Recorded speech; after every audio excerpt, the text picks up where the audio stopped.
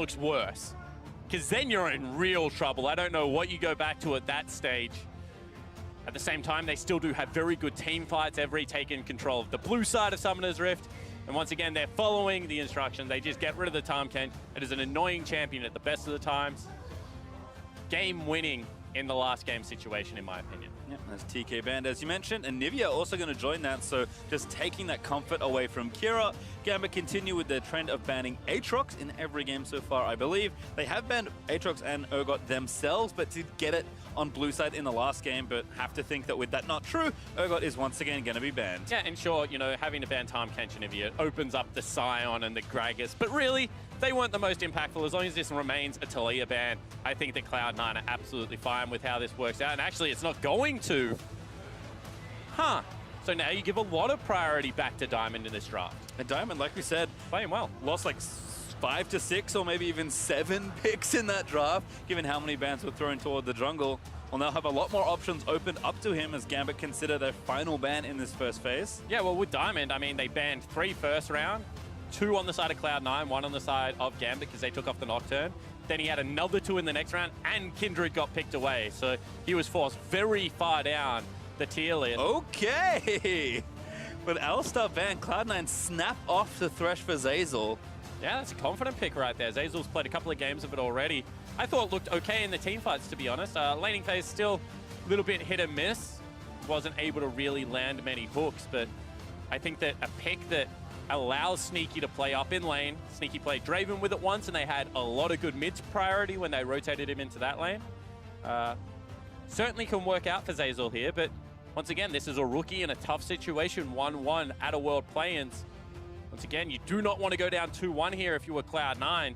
So pressure on the young man. Yeah, also on a champion where the burden of execution is very high. So not only are you given this first pick to try and make something happen, but you need to play exceptionally well to perform on the champion. Gambit, though, on the other side, will react by taking a support. They actually grab Rakan, and they do get the Scion there for Stayhouse. So the Taliyah that they may want could potentially be stolen away here, but we'll see what Cloud9 do want to take for picks 2 and 3. And that would be a statement if they go back to the Draven. Really, only things like the Xayah, like the Kai'Sa up and available here. Potentially they can take the Ashe into the matchup, but Draven just bullies out those short-range 80 carries. See whether they couple it with more of a supportive mid laner or whether this is the game where they put Licorice on a take and Jensen and Sneaky get to play their carries. Well, we'll see here. It's a singed hover here from Jensen. Actually a lock-in as well. Licorice continuing to show picks here up against Stayhouse. And that's really interesting. I would like to see him actually play Taliyah. He goes with a Gragas. The reason I was going to say Taliyah is because when you have something like a Draven, obviously Lantern can save him, but Taliyah wall into the Battle Dance combo from Edward in this situation, it's going to be pretty difficult for Sneaky to deal with late game. It just cuts off all routes of retreat. In saying that, talk a little bit of the Singed versus Scion matchup. Singed is going to get to the point where he picks up 3 Dark Seals and just proxy farms. He's going to be pretty obnoxious to deal with. And it's going to shorten the windows that Stayhouse has to join things like the bottom lane with the Scion ultimate. Going to put big pressure on the turret early on in the game as well. So I like this out of Licorice. Singed versus tanks historically has always been a pretty good matchup. And having something here, whilst Mark said, you know, don't show anything new, can be another tool if people are going to blind pick tanks versus Licorice. Well, Gambit ban Olaf and Aurelia here. Taking some picks out of the jungle and mid lane. Xayah there banned for Cloud9. Kind of get the luxury of banning away here in this phase to deny Logic another 80 carry. And we'll see if they even pick on him again with this ban or fancy something else as they've got 10 seconds to make their final ban selection for this game. Because you would expect this to just be the 80 carry pickup right now for Logic. Guarantee Kibra counter pick one more time. You can see they are very aware of the Assassin champion pool that Jensen brings if Svenskeren is playing. So I still expect this to be something like a Kai'Sa, like an Ashe. I mean, if they want to go really defensive, they can go Ezreal, but potentially like damage. I'm just trying to figure out what's going on with that Ziggs ban, but we'll brush over it for now. Logic is going to go back to Lucian. Not a huge fan, Pastry. Okay, why not Spawn? I think that Lucian, similar range is what the Draven is going to bring to the table, does have windows where he can go aggressive, but has to push forward to be able to do so, and should set up plays where, you know, off the standard side, Zeyzal is able to lock him down and take him out. Also think in the team fight, going to have a very difficult job of dealing with the Singe. Singe's just going to run at him, and he's not going to have anywhere to go. Grounded as a Lucian player is a big pain in the bum. And only a couple of champions bring Grounded to Summoner's Rift, and the fact that, you know, one of them is going to be that Singed is, you know, annoying. Well, we'll see what Cloud9 finish off their draft with, but I did a little bit of quick homework there on the Ziggs. Respect to Cloud9 for doing their research. 4 plays and 4 wins for Kira on the year with that pick, so clearly something they've seen already. Cloud9, though, finish off with 2 globals, one from the jungle in Sven's Talia, and it Rise there for Jensen once more for the very safe blind pick mid.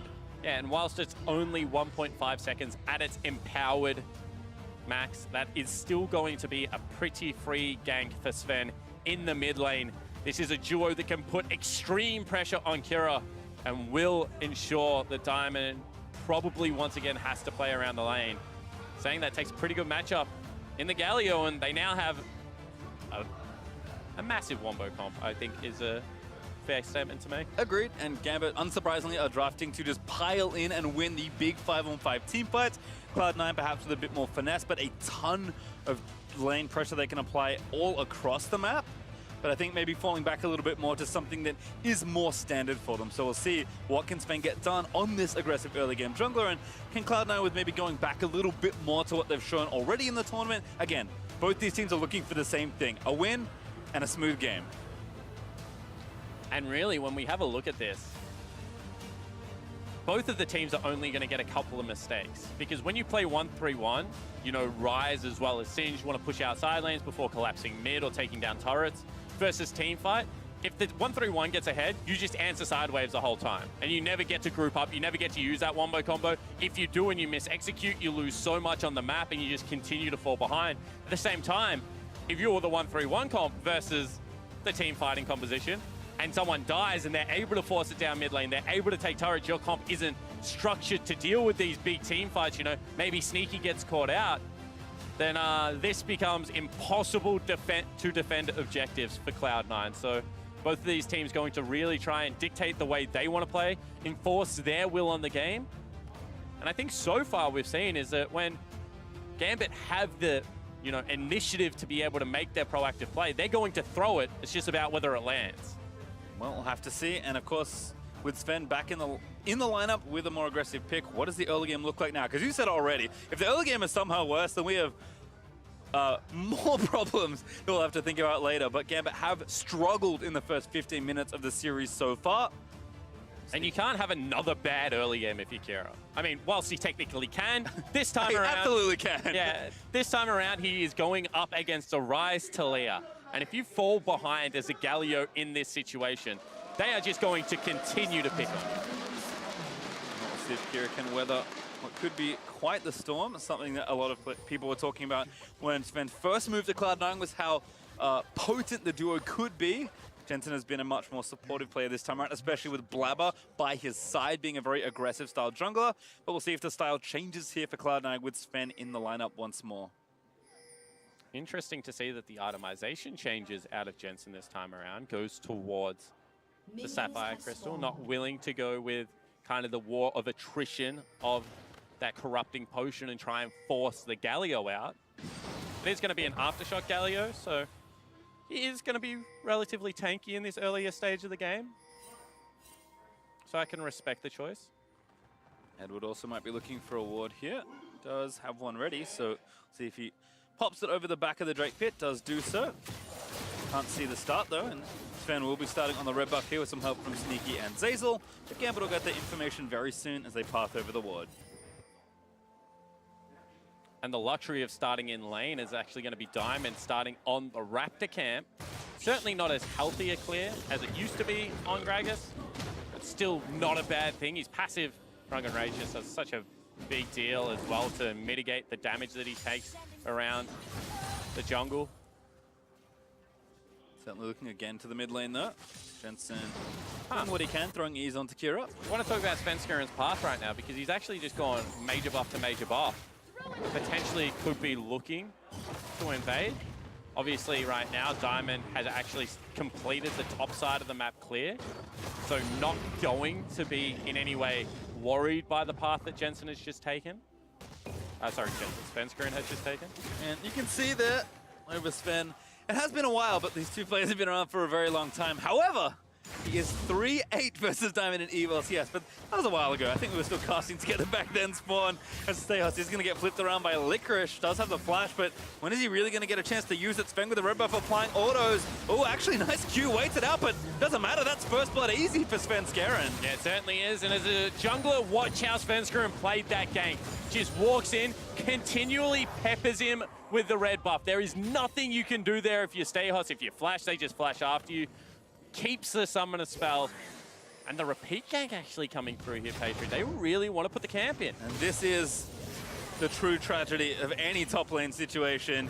When you get ganked, you TP back, and you get ganked again. If Stayhus dies here, it'll be disastrous, but looks like he'll hold on to his life this time. Yeah, all they do right there is guarantee that the wave hits turret, there's no freeze.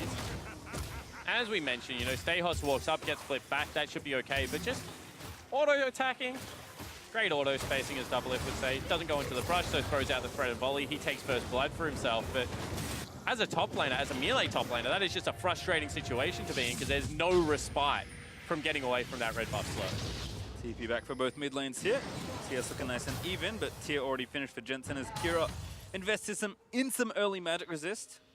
Gonna need it, given how much harass he's expecting to take. As you can see, Jensen happy to throw spells when he can. Diamond, though, clearing right side squad or level 4 with both buffs. Might look for something here in mid lane. Galio is very good on the gank assist. And also get in behind bottom if he wants to. Brandon down here. Getting in there. Ooh, Flay, not quite enough to get Sneaky out of there. So he gets ignited. He will live, but they do get 2 summoners for their trouble. Yeah, Flash Auto probably would have taken down Sneaky there, however. Not going to be the case. You can see that they value the summoner spell on Edward, who used his flash in game 1 as the Alistar, then got repetitively ganked. And I said I'm not a massive fan of this lane, but if you match sides with the Draven dash forward, nothing really that Zeyzal could do there. Didn't go aggressive. Krish flips Kira around. The Pajamas Justice Bus still there, and that's an easy pick-off. Instant flash E from Diamond Prox, and he just picks it up. Yeah, it certainly is, and given the fact that they got him immediately, that Diamond was willing to use the summoner spell, they don't really lose anything mid lane either. So heads up play. It's only bad to chase the Singed if you chase him forever. If you get him immediately, that's just a good play coming out. No teleport going to be there. Gives Stayhus another reset top side of the map as well. Fickle caster creep. Blocks Jensen's incoming Q. Kira counters a taunt. He is out of mana, so it's time to go back home. Jensen looking low as well, but with the tier, should be able to clear out a little bit more. Sneaky has returned with his life in the bot lane, but may have to play a little bit more respectfully with no summoners available. Yeah, Kira has this weird habit where he just hits recall in lane and doesn't walk back to the turret. You can see that Jensen walks past the wave, drags it back, kind of stops a recall as well as gets a mini freeze at the same time on your mini map. See where the Logic continues his pressure in the bottom lane. Both ADs looking pretty feisty with 2 longswords everywhere. Grounded not quite there, but the flip is good from Stayhus. Sven starting to chain gank the top side of the map. Does have his flash, but he's going to make him use it. W was lined up well. Stayhus finally burnt his cooldown. Yeah, and I think I know the message that Reaper gave Svenskeren before he came into this game, and it was gank the heck out of top lane. Nice play from Zeyzal, but still Logic with a good bit of damage. Edward looking for the knock-up. Little too far forward. He got ignited. That's a kill for Sneaky. And grounded again. Flip over the top, and Stayhus this time with no summoner will fall once again as Licorice able to grab that kill. Pops his ulti as he dinks 6 as Stayhus is flipped away by Svenskeren, and the camp is starting to really hurt this top side. Yeah, I mean, that's a luxury hotel at this stage of the game. Hook goes out, doesn't land on Logic in the bottom lane, but really Svenskeren has spent so much time up top sending postcards to the other areas of the map, but really just punishing Stayhus up here. Already turret at half health, and we said that this was going to be a tough matchup regardless. Well, I think it's going to be even more difficult now you're this far behind. Yep, Licorice about 15 CS ahead as he backs off. Also Spellbook, which I didn't notice from before, so has an Ignite ready for the next exchange. And once again, as soon as Zeyzal goes aggressive onto Edward, isn't matching sides with Logic, that means Logic can dash forward, and they get a nice trade here. However, they can't continue it, and then dashes into turret range one more time. Hate to see it. And then a Singe Classic, the flash flip. And that's one of the easier pickups that Sven will have had as he debuts here in Worlds 2018 for Cloud9. And so far, Sven's early games looks really good pastry time. We mentioned he's clear, you know, a little bit different. But got to top lane, I think, much quicker than what Stayhos would have expected him to be able to do. And assured that top lane is winning, because this time around, you know, with the Galio, they have managed to neutralize mid lane. Jensen not generating as big a CS lead as he was in other games. In fact, you know, only 2 at this stage, so credit to Kira. But the rest of the map getting much worse across the board. Yeah, bottom lane has been kind of a battle back and forth, but Edward's mishap does give Sneaky that early BF sword, so we have to think that, as expected, but even more so now, Draven Thresh will have the advantage in the 2v2.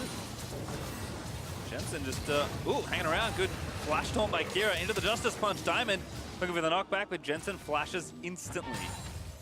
Yeah, and I mean, you got to really credit Kira there for getting the Summoner spell out, because this stage of the game, Flash Body Slam, about to become up and available with cast, is probably going to mean a kill. No boots 2 yet picked up for Jensen. At the same time, you know, with how accelerated Svenskeren is, if he gets into this mid lane, also going to be difficult to navigate. However, this is a tanky Galio that they're going up against, who is building magic resistance at this stage of the game. And I think that right now, all Cloud9 need to focus on is retracting this laning phase, making sure that their split pushes are ready to go when it's up and running, and, you know, stack up Sneaky's Adoration stacks, because Draven's quite a good pick to play against Gambit when you think about it. They will give you kills, they will go for over-aggressive plays, and really Sneaky has punished that already to the tune of a kill. Will only get worse as that stacks up throughout the game. Bot side 2v2 going to start off. Sneaky, though, taking damage from Logic. I think Zeyzal should stop hooking the support. If he holds that for when the dash in is there, is now top lane. 2v2 brewing, knock up there onto Licorice, but they are going to dive in onto Stayhos. Still Diamond, he's going to move in, but Licorice running around, he's got the ulti procced away, and now he's going to try and catch this wave. Kira here as well, though. Going to be a quick 3v2 for Gambit in just a second. Massive miscommunication coming out. Oh yeah, they're actually going topside, but Sven just gets out of there. He's forced to flash, but that means Licorice can walk out very easily. Yeah, Stayhos looked like he wanted to go in, hesitated. Kira left, tried to chase a Singed. All of a sudden, they lost everywhere, not able to get anything with the first 2 ultimates out of the Scion and the Galio. And meanwhile, mid lane, Jensen's just sitting there auto-attacking a turret. He hasn't even tried to rotate up throughout it. So Gambit one more time, hesitating on the play and get punished. Gonna force Kira's TP as well. Goes mid to try and protect that turret. And another TP topside. Gambit losing options here on the map. C9 just walk in and walk out top lane. Now really all they have is bottom lane. Every ultimate used elsewhere. Sven is also tracking down there, has the weave as well, but Diamond first to the punch. If they are able to get the ultimate out of Edward onto Zeyzal, they can make this work. Cloud9 have to know, though, that they've already tried it twice in the other sections. Have to think they're coming now. Diamond, though, being patient, going to wait in the brush that there is no vision for right now for Cloud9. Logic again, now they know. Edward looking for the play, but he doesn't quite grab it. Gets a flash out, that's very nicely done, but he went so early that he didn't wait for that. I actually think he could have probably just run towards Sneaky with the increased movement speed, nearly guaranteed the Summoner then battle danced after him, but still got to applaud them for the proactive play. That was the last one left available on the map at that stage. Not able to cash into the maximum, but Draven without flash can be repeat ganked, especially given the fact that both Edward and Diamond still have their flashes available. And we'll need to look for, again, the Gambit bot lane to get something going as Diamond continues to find big involvements for the side. Kira also picking up blue buff, so he's going to walk back around. And despite the fact that Jensen is even in CS, it feels like Kira is losing the wave clear battle. That might be evened up for a little bit now that Kira has blue, but even when Kira leaves the lane, you saw what happened. Forced to burn TP to get back to the lane. If Kira can't get involved in good engages for Gambit, they really struggle in the mid game. And that's what it's going to come down to, Pastry. Right now, Kira, even though he's losing that mid wave battle, he's not getting first access to it. Jensen's pushing him in. If there's ever a fight in this area that he can just ultimate to, obviously he doesn't have the battle. Oh, what a beautiful combo by Cloud9. And that time it was the correct decision to hook the Rakan. Able to just set him up beautifully for the flick. Jungle item completed. Another stack going over to Sven. Oh, hello.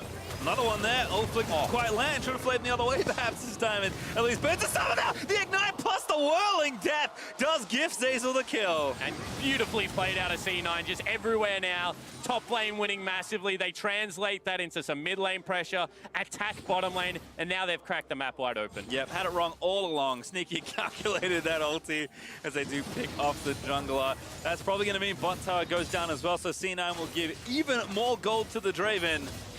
Sneaky one last auto, Lantern's there. Oh no, can't click it when you're charmed.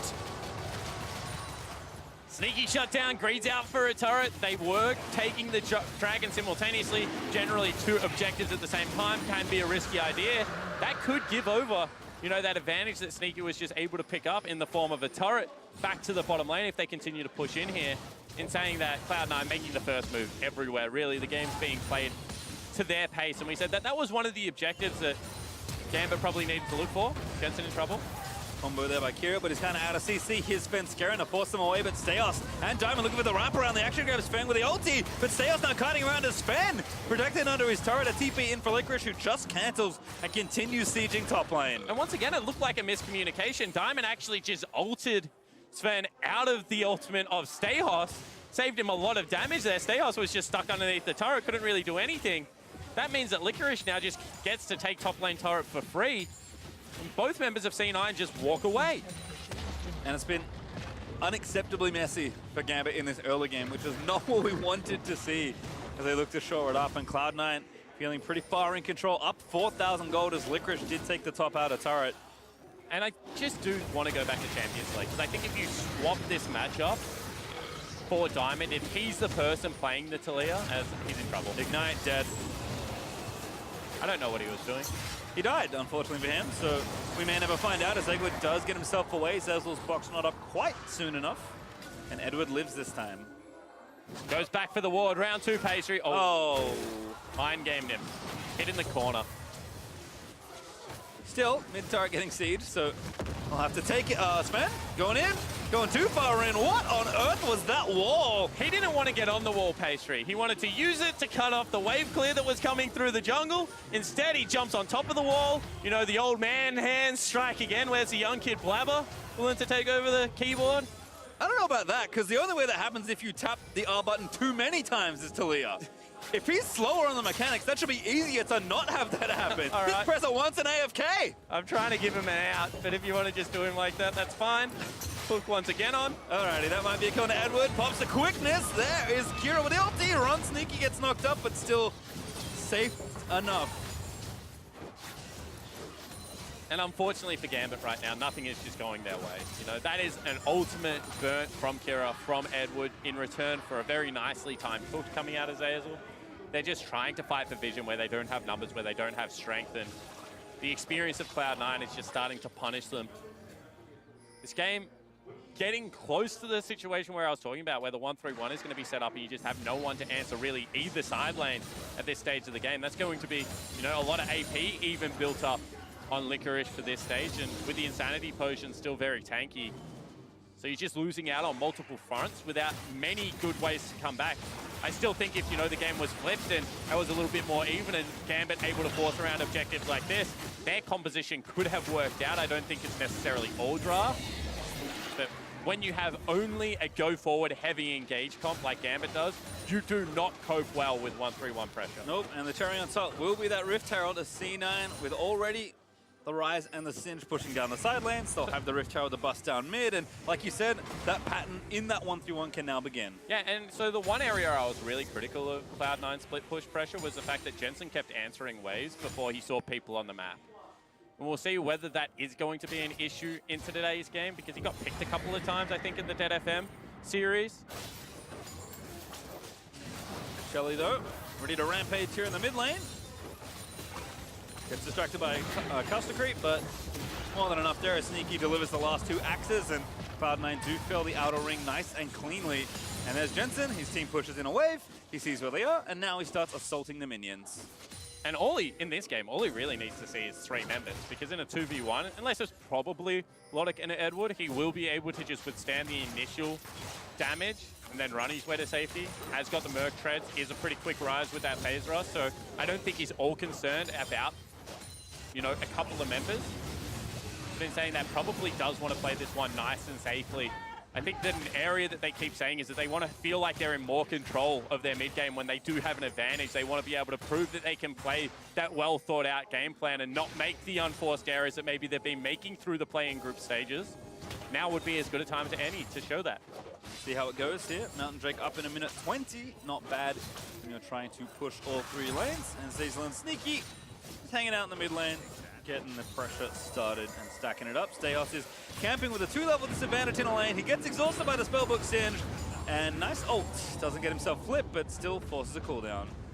And he just didn't know where anyone else was on the map. You know, maybe Talia is rotating down to that play because they have no vision on the top side of the map, where Svenskeren currently is. And as a Talia, this is your job at this stage of the game. So when you play 1-3-1, a lot of junglers start invading pretty heavily into, you know, the forest, but you shouldn't be doing that. You should be hard clearing your camps while your bottom lane is reset, and then sitting near them to stop the hard engage, because he has tools like the Weaver's Wall, like the Flick to disengage the fight. And then if they go over aggressive, obviously he has a lot of damage to be able to punish that. So I think that right now Sven, showing his class, showing that he can slow the pace of the game down, does know his role in this situation, is able to execute upon that. I think Cloud9 is certainly one of the reasons you bring in a veteran like Svenskeren. Just bring, again, a little bit more stability and a little bit more calm into the team. Flabber, for how strong he is as an individual mechanical player, is extremely hot-headed as a rookie jungler. So again, you bring in the man that can calm things down, that has a ton of experience in high-pressure situations, and Cloud9 calmly going to move themselves down to this Mountain Drake. And this is a stage of the game where, you know, you love being sneaky, because all you've done for the last couple of minutes is catch mid lane waves. You're just stacking up that adoration passive. You know that eventually they are going to have to force a play, something like a Baron fight, where they try and 5v5, you know, maybe they force mid lane, and you hope that it's an overreach. You hope that you're able to punish it through a kill. Maybe then you cash in. Maybe it's just the wave clear satisfaction, but I think Ryze in this situation feels pretty good. All you really have to do is look at your minimap and throw spells at the incoming minions.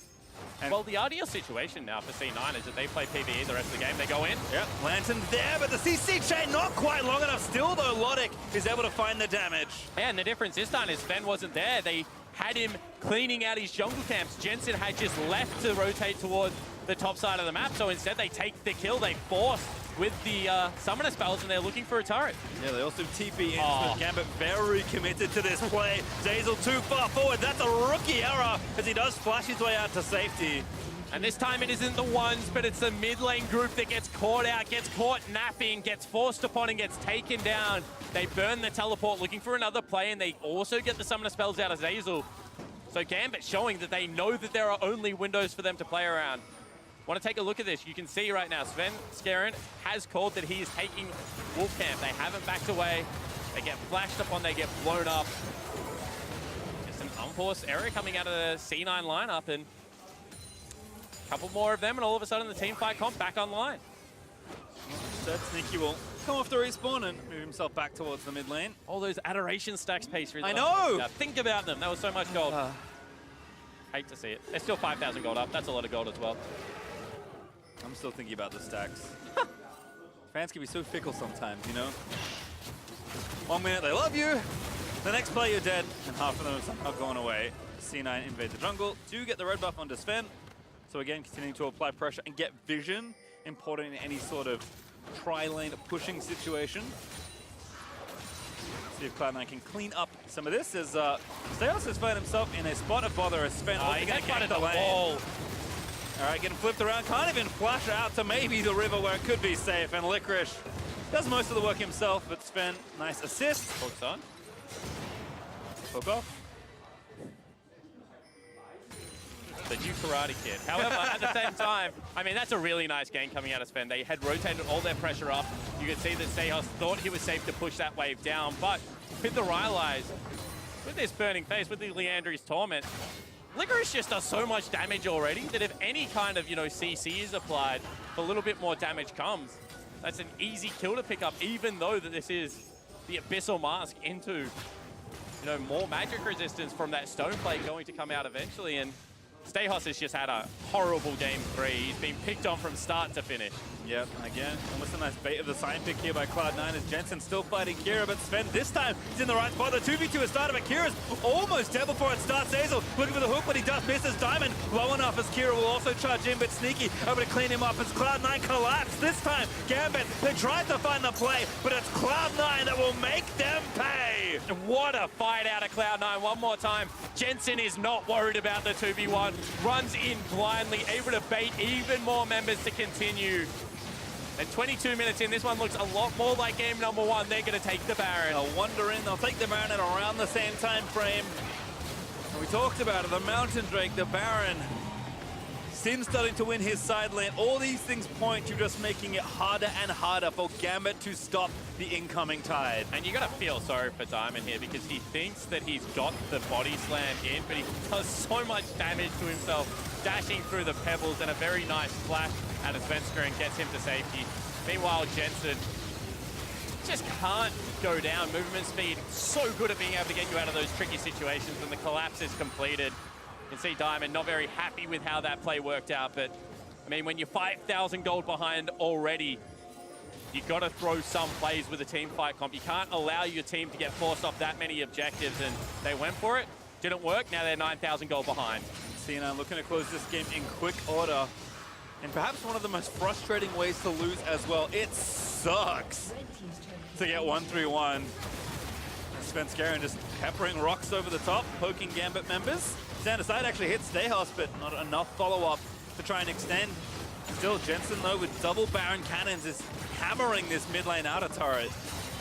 And you see they're just throwing skill shots at them. They know that the wave clear is lacking. As long as they protect these two cannon creeps, the turret will eventually fall down, and they've caught a fish. Hook on Kira, but again charging in. Edward trying to find something as Sneaky needs to kite his way out of there. They do grab one. Licorice falls in the front line, but Gambit don't really have enough follow-up here as Jensen still charging through Whirling Death, barely able to attack Stehos, but it's Rise that finds the final spells to seal his death. And a trade C9 will take. They've still got Baron. They'll bust down mid-turret. They'll take the inhib as well. And pretty well played out of Cloud9. The hard engage was there, but it was missing layers, not able to get everyone in at the same time. They're actually teleporting to this wave. They might be in trouble. What a savage hook from Zazel! And Edward's dead before he can dash away to safety. Kira also TPing behind enemy lines as Diamond eats the next lasso there from the Thrash. He'll pop the watch, but they'll take the turret. The hook again finds onto Diamond. Zazel make it 3 in a row. He will fall, but Cloud9 collected almost everything as Kira ults away almost to his death, but that last E will take him down as well. And certainly will. And now with 4 members dead, they can continue to press into this base. Stehos going to try and come back up and available and slow this down. The Cloud9 could potentially look to end here. You said it already, Spawn, when you start to get beaten in 1-3-1, your mistakes just amplify. Gambit fall exponentially further behind in this game, and C9 are looking to open up this Nexus and give themselves the win. They take one turret, they will back away for now, but Gambit are woefully far behind. Yeah, they certainly are, and pretty disciplined play. As Licorice was in the mid lane, could have walked another creep wave up there. Instead, they decide to just back away. They know they're in such a commanding position. 14,000 gold in the lead right now. And the mid 2v2 has just gone terrifically well. Jensen once again holding his own, 6-0-2 on this Rise. But really it has been Svenska and Zazel starting up these plays. The first hook, as you mentioned, that's pretty dirty. But the second one to continue the pressure to pull him through the pebbles. And then there's a third pastry time. Just has Diamond on a rope right now. Could not go anywhere. Eventually did fall down, but I mean, at that stage, job well done. I think more than enough value accrued for that death. Zazel certainly will be happy with that situation as Ocean Drake the second goes over to Cloud9 and has got one more spot to siege. Diamond, what are you doing there? To be fair this time, he did dodge the hook. This couldn't Still ultimately fell out. or the Rise route, which is literally undodgeable. And with no jungler, you know, without that cast to start up a fight, even if you did start one up, you're 15,000 gold behind. No real good plays on the map to be right now if you are a Gambit. Well, Stehos and Edward can maybe make it happen, but I'm going to call the chances extremely unlikely as Cloud9 will take down inhibitor number 3. They're just walking it in here to finish off this third game and push himself to 1 game away from match point. Edward, he tries to do what he can, but he explodes to Sneaky in the front side of the fight. Kira with a good set of taunts, but they just don't have enough to do much of anything. Draven, a double cash in as Sneaky withdraws from the ATM of 2 members of Gambit. The Nexus exposed. Diamond Prox explodes one more time, and Sneaky finishes with a triple kill flourish as Cloud9 will camp the mountain and take themselves to match point versus Gambit. And you got to see a much better performance out of Cloud9 this time around. The change-up in the junglers certainly did its job. Camp Licorice's lane, get him a huge advantage, make him untouchable in the side lane, then join the 1-3-1. And Gambit now very firmly placed on the back foot because that all-in comp did not work. I mean, I think for me, the end of that game says it all when we flash to the player cams, because the rock there for Gambit, Diamond looked shattered after that loss. Yeah, and you got to think that, you know, he's playing the side of the jungle matchup that he wanted because he was a person that took priority on the Gragas pick. Would have been able to pick up the Talia if he wanted it. Wasn't his decision in this game, and you have to say that Svenskeren really, with some creative early game pathing, you know, 2-buff the top lane is not something you see all that often in comp play anymore, made him pay for that. Certainly Sven looking good and helping Licorice out in the lane where they knew they could get a lot of work done. And I think for that, Svenskeren doing what I think we wanted to see. Playing stable and just giving the Cloud9 a much smoother ride through that game. Yeah, absolutely. The other player that you have to highlight for their stability was Jensen in the mid lane. I think ended up without dying in that performance and also just had much better control. Didn't overextend for his pushes, was able to have impact in the team fights. And when you're in that situation where you just, you know, no good answers left and you're against a Ryze that is that accelerated, it becomes very difficult to play around. Well, we will have to touch back on Svenskeren again because he is our MasterCard player of the game for this one. Just felt like he couldn't do anything bad. Yeah, it certainly did. I mean, from the situation where he's just able to get in the top lane. Once again, this is a level 2 Talia. No longer does Scuttle Crab give you that level 3 mark. Plays the gank very nicely, cuts up any form of retreat, picks himself up the first blood of the game. And I think that from there was just able to repetitively access lanes at will. I think, you know, the other frustrating thing is Stehos, every time you die, you're getting flicked away from your creep wave. You're not able to clear it out the way that Sion wants to. And I mean, once that was just snowballed, there was no real way back in. I really like kind of what Cloud9 did there. It's saying, okay, how are Gambit beating us? It's picking good, strong 5v5 comps. It's like really doubling or tripling down on engage in the mid game, and Cloud9 says, fine, we'll just play clean 1-3-1 and just not let you do anything. And losing that way, I said it already, it sucks. Yeah, especially given the fact that you're like, we have a winning 2v2 bottom lane, so let's continue to play towards that. You know, we're going to take the Rakan, we're going to take our Self-Illusion in this situation, and then the Draven Thresh comes out one more time. They really do stop a lot of that aggression. The early laning phase still looked pretty good. However, as soon as Edward overextended one more time, I mean, Logic really has been burnt by Edwards multiple times across his play in stages. You know, you give that kill across, all of a sudden Sneaky is accelerated. You can't really go in for those trades anymore.